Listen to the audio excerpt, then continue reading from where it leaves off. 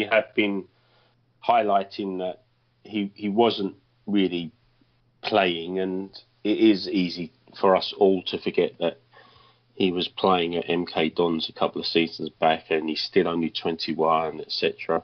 And maybe he's just going through a process, like Sam says, of becoming a professional at a higher level, and his form has dipped. I think in terms of the overall team, we seemed November, funnily enough, coincided with both Dele Alli and Christian Eriksen having a dip in form. Eriksen was immense, taking Denmark to the World Cup, but he seemed to have got somewhat flat subsequently. Could it be that Lamela, working his way back, has given both these players a G up, and now that they've got competition for places? That could be argued, I suppose. But I think generally we have missed Victor Wanyama in midfield more than we probably realise. It's meant Dyer's had to play in defence. Although I've always sort of said that Dyer's a better defender than a midfield player, he's certainly had a couple of good performances in midfield recently for us. I think what Wanyama being out has meant is more so we're having to play Sissoko. Well, listen, Sissoko, I think he's been doing the job. He's been winning the ball in midfield. He's been laying it off. If only the guy could finish off his chances, then we might be seeing him in a much more different light. Well, you know me. I'm Team Sissoko because I got to win my bet. So I'm pulling for him. That's so not going to happen. I'm pulling for him. But my gosh, the first half of the season has just been an absolute poster child for why I'm going to win that bet. Yeah, he's just like I mean, and Tim gets mad at me, right? You're not supporting the player. And that's not it at all. He's just not a good player. He's just not. He's not well, not within the context. No, he's not the best. I think he's been doing the job though, as I said before. What job though? He's just been. He's just been filling. Watch him, Sam. Just watch him when he comes on. The last couple of games, he's give us energy in midfield, which we were kind of, I don't know, a bit lethargic previously. And although he came on as a sub the other day, he just does what he needs to do in as far as just getting a foot in and winning the ball back and then just laying it off. You have such a keen eye for the player who runs around a bit. No. But listen, it's all part of the whole. It's a massive jigsaw puzzle, isn't it? And everyone has to do their job. And I think he's doing his job. He's not there to score goals, although we wish he would. He's not there to, play raking passes across the pitch or take people on down the flanks. But he's there to make an impact, and I think that's where you and I disagree a little bit. That I just don't think he's an impactful player. He's not a player that strikes fear in the hearts of the opposition or does something that's transfer. I mean, look, he's brought in to do a job. You'd want a player like that to be really influential on a game. And Tim talks about this. He's talked about this a bunch.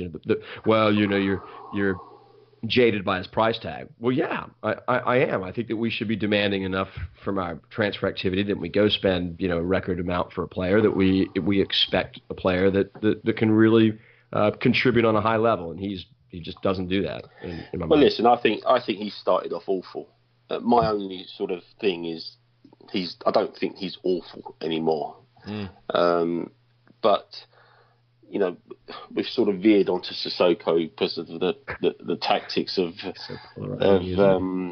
having to play Dyer in defence. But I think just missing Wanyama there has given us more things to think about, and it's also not provided the solidity in front of our back line, which was further compounded once we lost Toby in that game. But I think, last couple of games, much better. The thing for me as well, sorry to blab on, but seems as though the press is back. I don't think we were pressing enough earlier in the season. And in the last games against Southampton and also Burnley, we seem to be pressing a lot better, winning the ball back in advanced positions. Vass, let me ask you and able to break on teams. Yeah, go on. Let me ask you with the press. I mean, I think it coincides with switching from a back three to a back four and having that extra presence up top with Sonny up there now. Because, in the past it was just Eriksson and Dele that were up there. The help came with the press, but now you've taken away that extra center back, moved that player upfield. I think that's helped a lot with the press. Yeah, but Sonny's played the last 5 games, is it? So he's not just come in recently. No, but I'm saying, look at. I think the change has been overall with the switch from the back three center backs to a back 4. When Sanchez went out injured, I think that's when we saw more of a press. I just think it's coincided with that. Maybe I'm wrong, but I think having 3 attacking midfielders with Kane up there has helped us with the press rather than sitting back 3 center backs.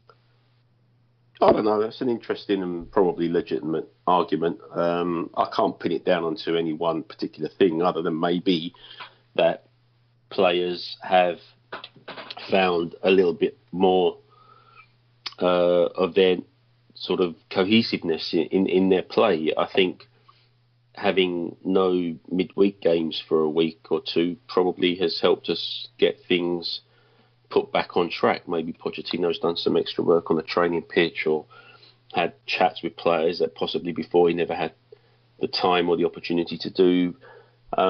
It's no sort of coincidence that we seem to pick up our form around this time of year. It's when we kind of get a chance to regroup a little bit. I know we have successive games over the Christmas and New Year period, but it's all sort of Hotspur way centric. It's we're not travelling abroad and coming back again and this kind of thing. So maybe there's stuff that's being worked on and it's starting to show. And maybe it's at the time when players' fitness levels start to reach their optimum to see them out through the remainder of the season. Who knows? I mean, there's just so much that it could be down to, but we certainly seem to be finding our feet now, which is a good thing. Yeah, one of the things that we've benefited from as well with starting to press earlier in matches is that we've scored earlier in matches. I think it coincides with that as well. One of the things that we were bemoaning about earlier in the season was that we weren't starting to press teams until the second half, and by then it was almost too late. They were willing to sit back and just absorb and not attack us, allowing us to press and counterattack the way we like to do. All right, let's move on because I want to get into this transfer discussion. We have a lot to talk about. This is Tim and Sam's baby, if you will, as far as the podcast goes. So Tim, I'm going to start with you, and I'm going to let you kind of direct traffic here. Transfer window prospects in the winter obviously are not as conducive to signing a really impactful player, less what Liverpool just did with Van Dijk. So the discussion kind of leans itself towards what can we do that's realistic, and it also kind of bodes itself to looking forward to the summer a little bit. And I want to go ahead and make this part of both discussions. There are players that we may want to really realistically want the club to look at in terms of integrating into our squad, but it may not happen until the summer. And if that happens, or if we think that that's going to happen, we can caveat some of that with this. But Tim, I'm going to push this over to you and let you direct traffic. So just, as a starting point, I think we need to look at what's different in this window from prior windows, because normally we don't do much in January. We haven't done anything since Dele. And before that, what was it? Was Adebayor the last time before Dele? Vass, Sam? I think so. I'm not sure, to be honest with you. Trying to think. Well, if you're thinking this much, there's a squad, right? Because we did sign Dele in the winter. Well, that's what I'm saying. Back to MK Dons. Well, that's what I'm saying. Dele was still January business, and I think, one of the differences this year is we need to get this business done early, even if it means signing them in January, loaning them back, and bringing them in the summer. Because it's a World Cup year. It's going to be difficult to sign players while they're away for that tournament. You got to get your business Not done to mention the window is a shortened window just by way of the Premier League shutting off transfer activity the week of the season starting. So exactly, it makes it even shorter with a World Cup year. Exactly. So those two things, World Cup and the transfer deadline is moved sooner. We have less time to sign players, and then you couple that with Pochettino's direct comments. He was asked about Dele's January business, and he even said maybe we need to sign players in January and bring them in 6 months before, because if not, then we're competing in the same window for these players with City, United, Liverpool, Chelsea. If it's becoming a financial battle, we're not going to be able to beat them out to the player. So maybe we do need to make this business in January. And then there's also Poch's comments on we sign players late this window, and it takes sometimes 6 to 7 months for them to get fit, to adapt to the team. So I think Poch's comments have lent itself more towards we actually might make a move this January. And so I want to kind of move it over to you guys. Do you think there's a need for new players? We're still in the Champions League like we weren't last year. We're challenging for top four more so than we were in the last 2 years, because right now we're on the outs of it. So do you think there actually is a need right now to bring in a player? And we'll kind of start it there before going into the types of players. I'll start on this. To bring in a player just for the sake of bringing in a player, no. To bring in a player that's going to be impactful and, more importantly, integrate into the squad. I've talked to him blue in the face that I think chemistry is much more important than talent, depending on the position that you're talking about. I love the fact that we've basically got a starting 11, that we know who the starting 11 is going to be, given the fact that everyone is healthy. We also have enough depth now, I believe, that we can rotate a squad as needed. So, yeah, it's a tough ask. And if you're going to try to bring somebody in that's going to be impactful, you know, it's very difficult to find a club that's willing to let that kind of player go, especially if they're still playing right now. Look at Van Dijk. He sat for the last 3 or 4 matches prior to this transfer to Liverpool. So, you know, trying to identify the players that maybe have sat that we are linked to. I don't know that there's actually one out there other than Barkley, and he's sitting because of injury. And, oh, by the way, may come back just in time to play against Tottenham. Sam, I'll direct this over to you. I'm kind of interested in your take on this, because I don't know that I really have an opinion other than the fact that I don't want it to disrupt any chemistry with the team. There's 3 things in my mind that I think sort of, well, maybe 4, that stand paramount. You've got the issue with Danny Rose. Is he here for the long haul? I don't think he is. So that puts pressure on a replacement there. Ryan Sessengon seems to be, by all accounts, a great young talent, and you know, so we have so that's one issue. I think the team suffers from not having somebody to push Eriksen, or not having some form of back. When you substitute Eriksen, you know, granted, I mean, he's a bit of a one of a kind, but we don't really have that sort of number 10, that kind of captain in the midfield to ping the ball around. I'd like to see that.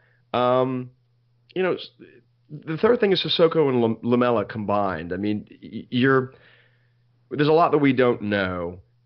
You know, I've always been the advocate of having an impactful sub, somebody that can come in and make a difference in that role. And I wish that Sissoko and Lamela would do that. Pochettino is going to have to draw a line in the sand. He's going to have to say that he's got something with one of those two or both of those two, or we're going to need to go find a player. And then you have to balance all of this from the context of the future. In other words, sure, you know, top 4 in the pursuits of this year are very, very important, but we're still laying a foundation and a future for the long haul. And so you don't want to make sort of, you know, knee-jerky kind of moves in the window. And then the last element is, look, I mean, Tim, we're not the only club that's going to be is in this situation. I mean, you know, United is saying, you know, Mourinho is saying, oh, I need to spend more money. City is probably not going to do much of anything. Liverpool just spent £75 million on a defender. So how do you go about, the other challenge for us is going to be, how do we go about getting these players and not having to spend an arm and a leg for them? I'm not sure how that's even possible. It's talking about £25 million for Ryan Sessengon. So those are the issues that I think that we're faced with. Well, then, I guess let's kind of direct it this way. You've brought up some of this with needing a replacement for Danny Rose. If we do need to bring someone in, if we are going to, do you think it's just young talent that we're grooming for the future, or are there any potential positions you think we need to target? And Vass, I'll direct that over to you. Any potential positions you think we need to try and target to bring someone in right now, or is it just merely young talent looking forward? That's a difficult one. I think you guys know my views on the January transfer window. I think it's a waste of time.